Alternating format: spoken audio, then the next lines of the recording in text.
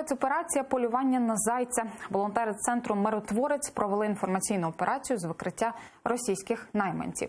Вони завербували та вивели на чисту воду військового країни-агресорки, який був готовий за гроші брати участь у бойових діях у складі приватної військової компанії. До того ж, найманець Дмитро Зайцев погодився долучитися до каральних операцій проти кримських татар на анексованому Криму. Подробиці далі у сюжеті.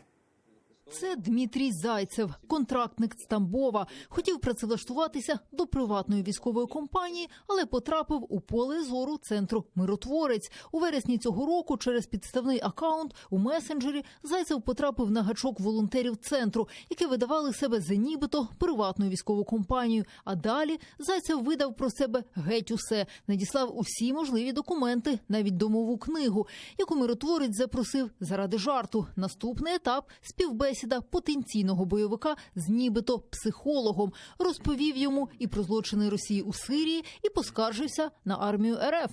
Устав, стукачі, лишення денег, никаких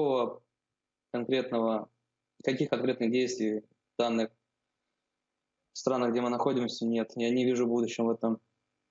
Плюс повне безразличие к людям. А завербувавши піддослідного Зайцева, у «Миротворці» подумали, куди ж його відправити. З армії РФ він звільнився і готовий був на все. Здати в СБУ занадто просто. Відправили найманця в анексований Крим. Заразом і на свідоме порушення ним державного кордону України. І вже 6 грудня цього року Зайць дістався півострова і ще раз підтвердив, що готовий йти на злочини, зокрема й проти корінного народу кримських татар.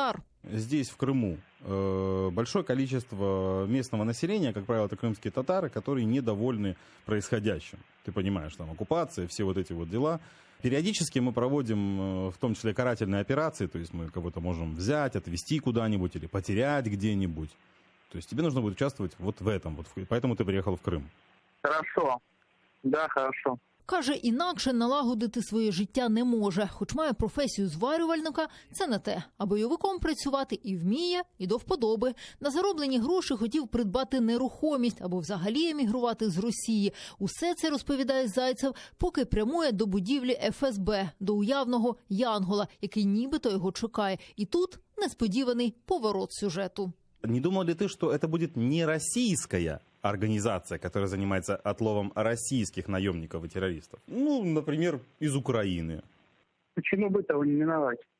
На цьому мрії кадрового військового РФ, який отримує задоволення лише від бою, готовий вбивати та ненавидить усіх навколо, вщент розбилися об реальність. Збагнув, що його завербував український миротворець не одразу, та згодом навіть подякував.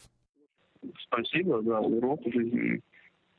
Да, пожалуйста. У будь-якому разі потенційний терорист, готовий вбивати за гроші, став відомим. Уся інформація, документи та інтерв'ю з Дмитрієм Зайцевим тепер у мережі. Олена Стецюк, Заман, АТР.